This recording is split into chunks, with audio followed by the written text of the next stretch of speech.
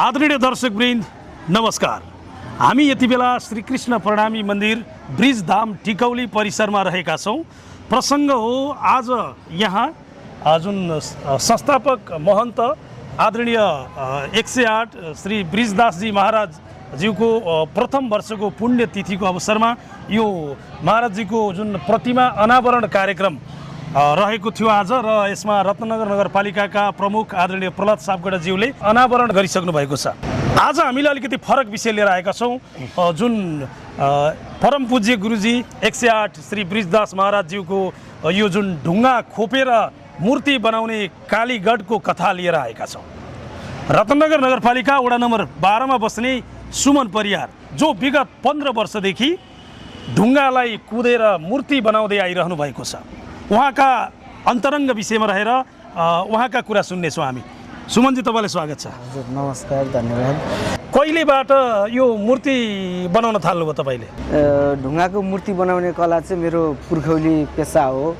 मेरो बुवाले बनाउनु हुन्थ्यो र मैले अहिले गर्दैछु। विगत 15 वर्ष अगाडिदेखिको मैले चाहिँ म यही पेसामा आबद्ध छु। यही हो मेरो इतिहास। 15 वर्ष भयो। त्यो बुवाले गर्नुभएको कारणले मात्रै तपाईँ यसमा आकर्षित हुनुभयो कि अथवा होइन मसँग पनि यो क्षमता छ भन्ने पहिचान चाहिँ तपाईँलाई कति बेला भएको थियो? यस्तो हो, अब बुवाले बनाउनु भएको हेरेर उयो अब एउटा के भन्छ नि, वंशाणुगत भने जस्तै अब बुवाले बनाउनु भएको देख्ने र आफूमा इच्छा शक्ति भएर नै होला जस्तो लाग्छ। म चाहिँ यसमा आबद्ध भएको। कतिको अप्ठ्यारो छ यो काम चाहिँ? अप्ठ्यारो त छ नै। अब ढुङ्गालाई एउटा बिना आकारको ढुङ्गालाई एउटा आकार दिनु र एउटा कुनै मूर्तिको स्वरूप दिनु अप्ठ्यारै हो। सबभन्दा बढी समय चाहिँ जुन प्रतिमाहरू बनाउँदा, मूर्ति बनाउँदा सबभन्दा बढी समय चाहिँ कुन भागको अङ्गको कुन भाग बनाउँदा बढी समय लाग्छ? त्यो समय चाहिँ अब हामीले मूर्ति बनाउँदाखेरि मूर्तिको जुन शालिगको चाहिँ सम्पूर्ण चिजहरू बनाइसकेपछि एउटा अनुहारमा नै हाम्रो दिमाग ध्यान चाहिँ केन्द्रित गराउनलाई अनुहारलाई नै हामीले धेरै समय लगाउँछौँ र धेरै समय अनुसारको अनि मेहनत पनि धेरै नै गर्नुपर्छ। अनुहारलाई चाहिँ दुरुस्तै निकाल्ने चुनौती हुन्छ हामीमा। त्यही कारणले गर्दा नि अलिकति धेरै समय चाहिँ मूर्ति शालिगको सबभन्दा बढी चाहिँ मेहनत चाहिँ अनुहारमा, फेसमा लाग्छ। अहिले हामीले यो हजुरले बनाउनु भएको श्री 108 ब्रिजदासजी महाराजको प्रतिमा हेरिएका छौँ। अनुहार एकदमै दुरुस्तै बनाउनु भएको छ। यो प्रतिमा जुन महाराजजीको प्रतिमा बनाउँदाखेरिको कुरा सम्झौँ, कति महिना लाग्यो यो बनाउनु चाहिँ? करिब अब यस्तो हुन्छ, सामान्य देवी देवताका मूर्तिहरू बनाउँदा र हामीले फोटो हेरेर बनाउने मूर्तिहरूमा चाहिँ अलिक चुनौती हुन्छ शालिगहरूमा। त्यसकारण चाहिँ अब ठ्याक्कै यति भन्ने त छैन, करिब लाग्यो होला 3 महिना जति चाहिँ लाग्यो होला। 3 महिनासम्म निरन्तर रूपमा कतिजनाले काम गर्नुभयो यसमा चाहिँ?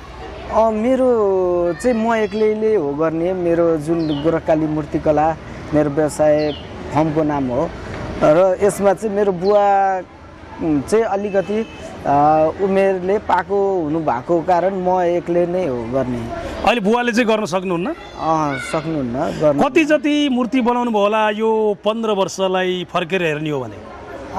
करिब 100 मन्दिरहरूमा धेरै नै बनाइयो होला।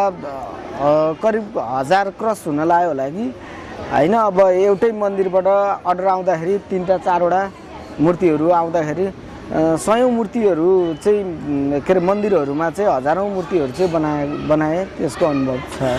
कर्म गरेपछि फल त अवश्य मिल्छ होइन, तर यो व्यवसायमा तपाईँले प्राप्त गर्ने फलसँग चाहिँ तपाईँ सन्तुष्ट हुनुहुन्छ कि हुनुहुन्न?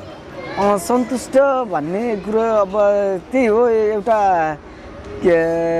धार्मिक हिसाबले, पर्यटकीय हिसाबले चाहिँ एउटा मूर्ति आकृति कुद्ने भनेको एउटा चाहिँ आम्दानीको हिसाबले त अब ठिकै पनि होला। अब असन्तुष्ट भन्ने कुरो भन्दा पनि आत्मसन्तुष्ट कसरी हुन्छ भने स्याबासी पाउनु नै सन्तुष्ट हो जस्तो लाग्छ। सबैजनाले ठिक छ बाबु, ल राम्रो छ भनिदिँदा आफूलाई सन्तुष्ट त्यही हुन्छ। त्यसैमा खुसी छु। भोलिको दिनको योजना कस्तो बनाउनु भएको छ? यो व्यवसायलाई कति टाढासम्म लैजाने विचार छ, अथवा यो व्यवसायको नयाँ प्रारूप के हुनसक्छ, अथवा यस्तो खालको काम गर्नु मन छ भन्ने खालको त्यस्तो योजना सुनाइदिनुहोस् न तपाईँको भोलिको योजना। यस्तो हो, अब मैले चाहिँ मेरो पुर्खाले छिनो हम्मर हतौडाबाट मात्रै बनाउनु भयो होइन, जहाँ चाहिँ विद्युतीय मेसिन औजारहरू चाहिँ प्रयोग नगरिकन बनाउनु भयो। मैले अहिले मसँग पनि त्यति आधुनिक मेसिन त होइन, जम्मा ग्राइन्डरको भरमा र छिनो हतौडाको भरमा मैले बनाइराखेको छु हम्मरको भरमा भने। अब आधुनिक मेसिन औजारहरू पाउने र त्यसमा चाहिँ थोरै चाहिँ मैले त्यसलाई चाहिँ प्रयोग गर्न जान्ने, अथवा हाम्रै अब स्थानीय सरकारहरूले चाहिँ आधुनिक मेसिनहरू उपलब्ध गराइदिने भने चाहिँ मैले जुन आधुनिक कलाहरूलाई चाहिँ यो नेपालको पत्थर कलालाई जुन मैले पेसा आफ्नो पेसा ठानेर गरिरहेको छु, म यसमै निर्भर नै छु भने त्यसमा निखारता ल्याउँथेँ जस्तो लाग्छ। जुन आधुनिक मेसिनहरू औजारहरू पाउने र त्यसलाई प्रयोग गर्न जान्ने सिक्ने हो भने चाहिँ निखारता ल्याउँथेँ जस्तो लाग्छ। अब जस्तै कुनै चर्चित मान्छेहरूको शालिग बनाउनु पर्यो, अथवा नेपाल 33 कोटी देवी देवताको वासस्थान भएको देश भनिन्छ, सो देवी देवताहरूको मूर्ति बनाउनु पर्यो भने चाहिँ पूर्व मेचीदेखि पश्चिम महाकालीसम्मका भौगोलिक दूरीले टाढा रहेका मानिसहरूले पनि तपाईँकोसँग सेवा लिनु पर्यो भने उहाँहरूले तपाईँलाई कसरी भेट्ने अथवा कसरी सम्पर्क गर्ने त्यो बारेमा बताइदिनुहोस् न। एउटा मेरो फेसबुक मार्फत पनि छ, र जस्तै अर्डर गर्नुभयो उहाँहरू सन्तुष्ट भइसकेपछि अन्तर जिल्लाहरूमा पनि आवश्यकता परेको खण्डमा सम्पर्क गराइदिनुहुन्छ र नेपालका धेरै जसो पूर्व पश्चिमका जिल्लाहरूमा मेरो मूर्तिहरू टाढा टाढा भन्नाले यता डोटीतिर पनि लानु भएको छ, सुर्खेत अनि त्यता छिन्चु मालारानी भन्ने बेनी बागलुङ धेरै जसो नेपालका विकट ठाउँमा पनि जहाँ चाहिँ म पुगेकै छैन र पनि लैरहनु भएको छ। सम्पर्क मेरो नम्बर छ 9865104341, मेरो फेसबुकहरूमा पनि हाल्ने गरेको छु र त्यसैका माध्यमबाट पनि के अरे सम्पर्क गर्नुहुन्छ, अर्डर गर्नुहुन्छ। हामी अलिकति कुराकानीको अन्त्यमा छौँ।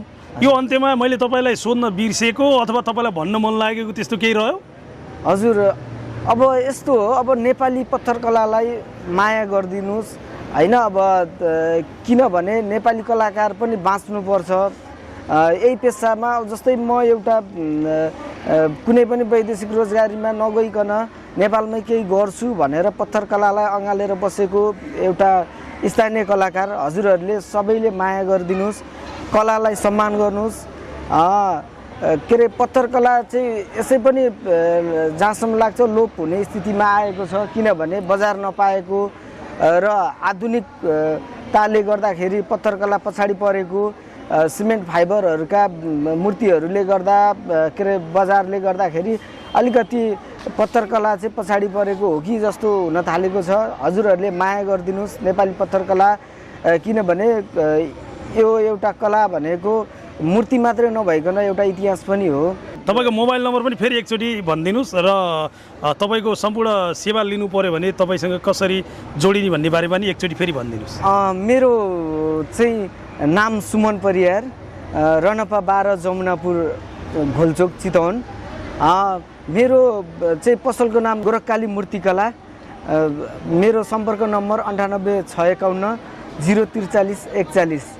हजुरहरूले सम्पर्क गर्न सक्नुहुन्छ र स्थानीय कलाकारलाई माया गरिदिनुहोस्, पत्थर कलालाई माया गरिदिनुहोस्। हस्, आफ्नो महत्त्वपूर्ण समय हामीलाई दिनुभयो, छलफलमा सहभागी भइदिनु भयो, तपाईँलाई धेरै धेरै धन्यवाद छ। हस्, धन्यवाद।